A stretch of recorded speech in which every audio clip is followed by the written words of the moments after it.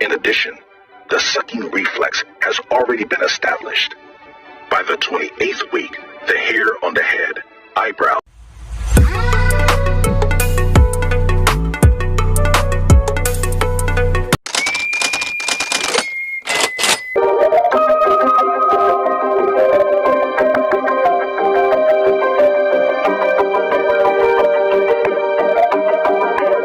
men, and especially women, possess various organs that are optimally suited for the creation of another human being.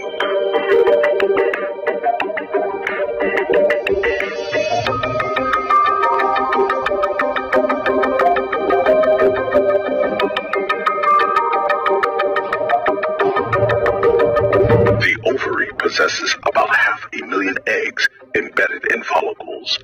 Several follicles, and therefore eggs, mature in each cycle. The dominant follicle grows to about 2 centimeters in the fimbriated end of the fallopian tube, which eventually catches the egg, moves to the site of ovulation.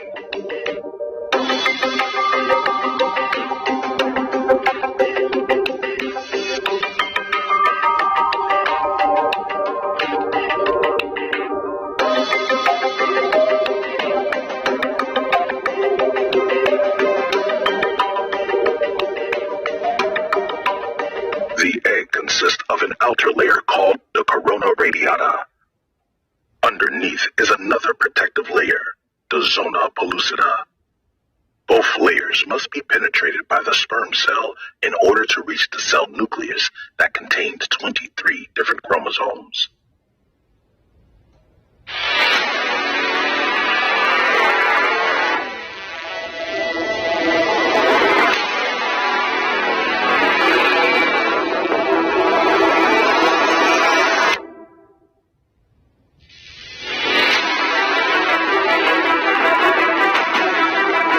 Each chromosome contains DNA. DNA is the blueprint for building our body cells. Eye color, body size, arrangement and function of our organs. It's all in there.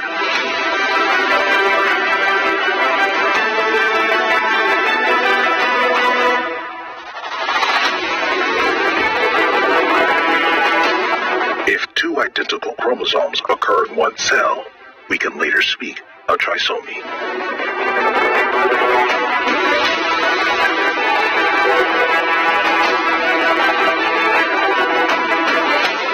The egg cell is transported inside the fallopian tube with the help of cilia and mucus produced by glands in the walls of the fallopian tube. Additional contractions of the muscle layers help to transport the ovum.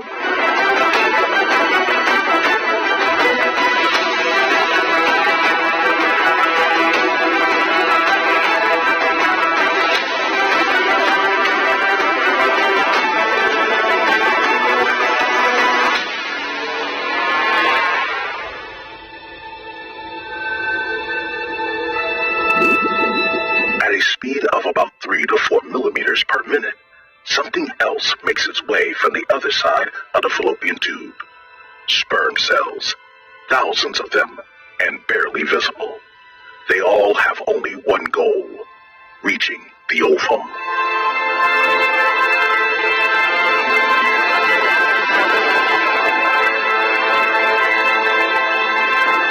A sperm cell's nucleus contains the male's genetic information. Through messenger substances emitted by the egg cell, the remaining sperm cells find their way to the ovum.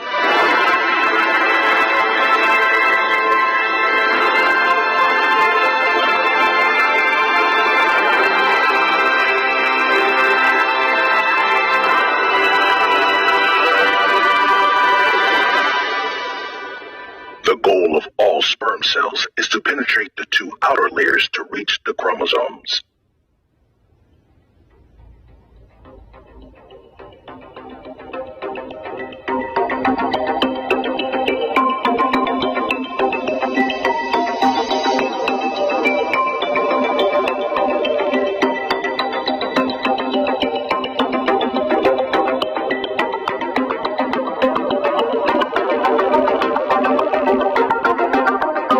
The sperm cell penetrates corona radiata and zona pellucida resulting in the degradation of the acrosome cap. Upon entering the cytoplasm, fertilization occurs, resulting in activation. Activation causes, among other things, a structural change of the zona pellucida so that no further sperm can penetrate. In addition, activation causes the ovum to complete its second maturation division.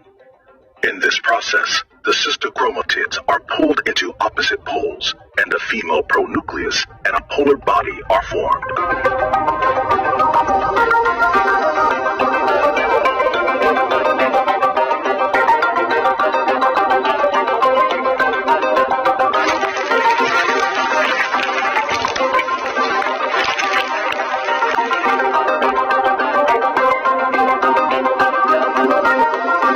The sperm's tail and head gradually degenerate into cytoplasm. The condensed sperm nucleus rapidly increases enormously in size, and the chromatin decondenses. Thus, a male pronucleus is formed with 23 unreplicated chromosomes that possess the genetic information of the father. As the two pronuclei approach, both double their DNA, resulting in replicated chromosomes.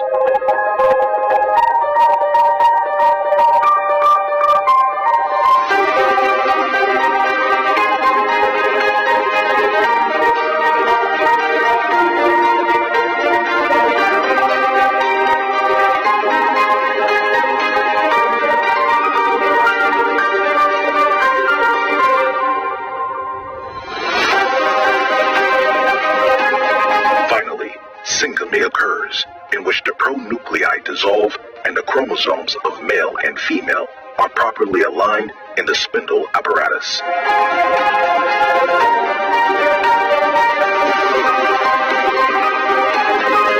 Now, the cell is called a zygote, which is the very first cell of the new human being. The stage of cleavage begins. In this process, the cell continues to divide. 2 cells, then 4, then 8, and a 16-cell to 32-cell stage embryo, we speak of a neurula, since the shape resembles a mulberry. The cells are still enclosed by the zona pellucida. Thus, after each cell division, whilst the number of cells increases, the size of each cell diminishes. Finally, the blastocyst is formed. The blastocyst consists of a fluid-filled cavity, the cells of the embryoblast and the trophoblast. The embryoblast is the initial structure of the new human being, whereas the trophoblast is the origin of placenta and membranes. Let's see the individual stages in the fallopian tube. Fertilization occurs at the end of the tube. The first cell division takes place about a day after fertilization. Eventually, further cell divisions happen, forming the neurula. And in the uterus, the blastocyst is created. At this stage, the mucous membranes of the uterus or womb has already been prepared for the implantation of the blastocyst. Usually, the blastocyst implants in the posterior wall of the uterus. However, implantation can also occur on the side, as we will see in a moment.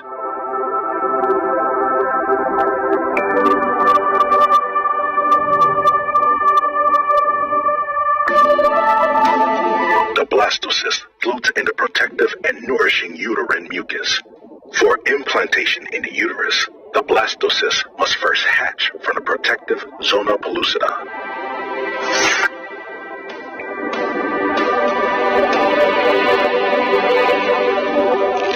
Then the blastocyst burrows further and further into the uterine lining, like a parasite.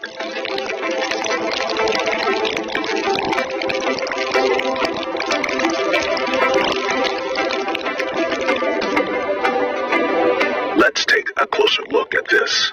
The endometrium has a protective epithelium and capillaries filled with blood, as well as mucus-producing glands.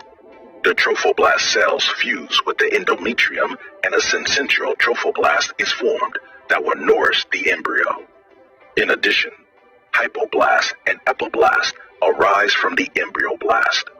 The embryo burrows further into the endometrium, rapidly increasing in cell mass and leaving a wound, which which may result in a completely harmless implantation bleeding. Finally, the amniotic cavity is formed. As the process continues, the yolk sac is created, as well as a non-cellular plug that is later sealed by migrating uterine epithelial cells. The trophoblast rapidly increases in size, with the amniotic cavity and yolk sac remaining relatively small. This gives rise to the chorionic cavity and the body stalk.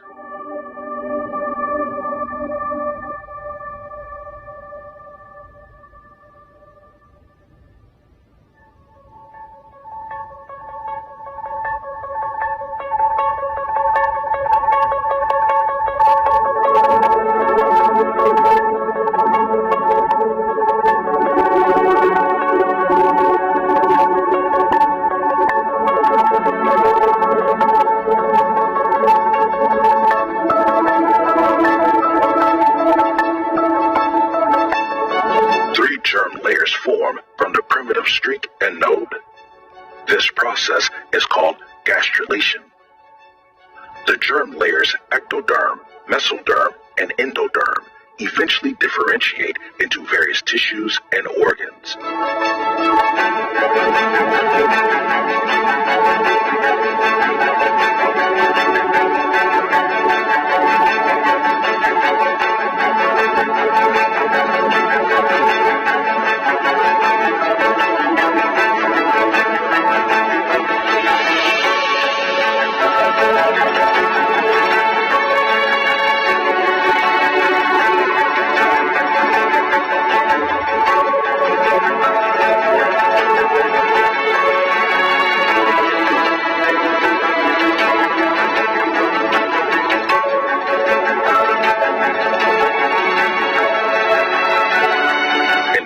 Of the third week of development, neurulation occurs. At that time, the foundation for the central nervous system is laid. The neural groove is formed, closing from the center to the sides. At the sides, small bumps called somites can be seen. The neural groove becomes the neural tube, which later forms, for example, spinal cord and brain.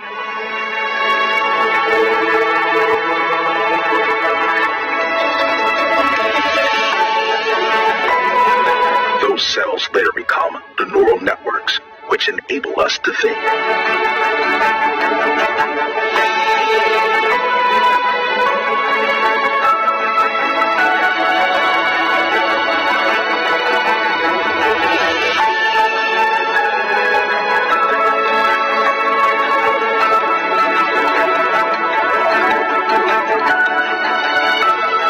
In the fourth week of development, this process is almost complete. The embryo is still in the amnion, which is filled with amniotic fluid that has numerous functions. The optic placodes, which are the basis for the inner ear, can be seen, and the heart is already pumping blood through the intra-embryonic blood vessels.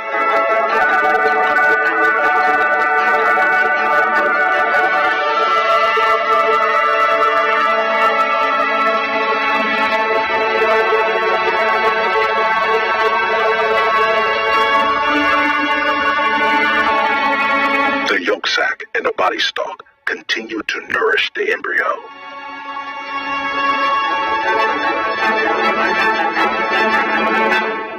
The chorion is the outer membrane and is connected to the body stalk. The chorionic villi are surrounded by maternal blood. This allows them to carry nutrients to the embryo and nourish it. We'll see more on this later.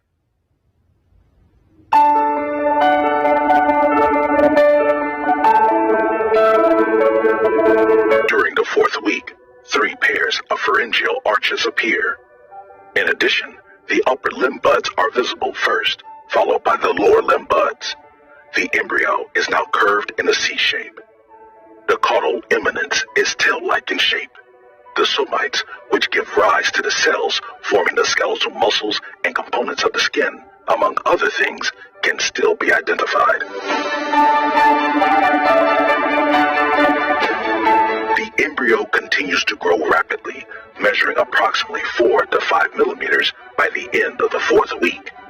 The lens placodes and olfactory pits are formed. The later on mother's legs and feet can be already well identified. The hands will develop from paddles to separate fingers by the 8th week.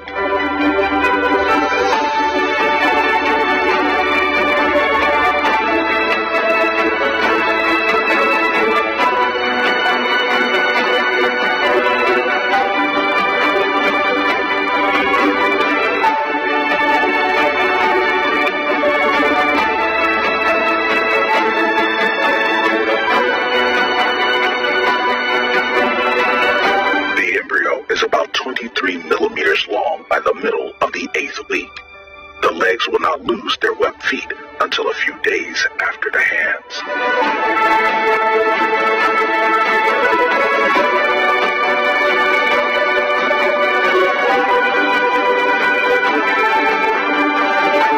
Embryogenesis turns into fetal genesis in the 9th week, and in the 3rd month, that is, from the 12th week on, the fetus already has a human-like appearance.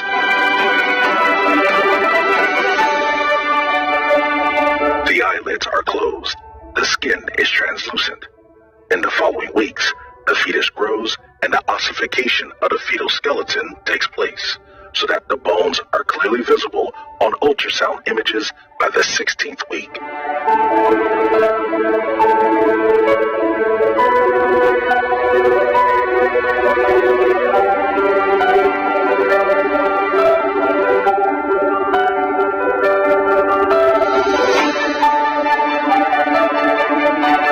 In addition, the body is completely covered with downy lanugo hairs, which help, among other things, to keep the vernix secreted by dedicated cells on the skin. The vernix protects the skin from direct contact with the amniotic fluid. From about the 18th week, the mother can feel the baby's movements. In addition, the sucking reflex has already been established. By the 28th week, the hair on the head, eyebrows, and eyelashes continue to grow. In addition, the eyes open. The fetus gains a lot of mass in the last few months, and the lanugo hairs and the vernix gradually fade away. It is also slowly getting tighter and tighter in mom's belly. At first, the fetus is supplied by the body stalk and yolk sac, but then more and more by the umbilical cord and placenta. Since the fetus possesses both the DNA of the mother and of the father, the blood of the fetus must not mix with the blood of the mother. The placenta is responsible for this. It is responsible for the exchange of substances between mother and fetus. The chorionic villi, which were previously completely distributed over the chorion, have regressed to other parts of the uterus. The remaining villi are part of the placenta. Maternal blood, rich in oxygen and nutrients, enters the intervillous space via the arteries. Veins carry away the oxygen and nutrient-poor blood.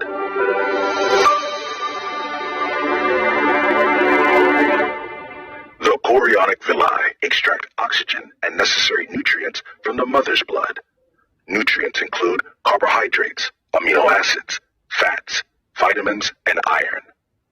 Oxygen and nutrients are then transported to the fetus via the veins with the help of the umbilical cord. However, waste products also reach the villi via the arteries. This allows the fetus to release its waste products, such as carbon dioxide and urea, into the maternal blood. The mother's organism then takes over the excretion of these substances. After about 38 weeks, the fetus is fully developed. It measures 50 centimeters and weighs around 3,000 grams. The birth takes place now or in the next 2 to 4 weeks.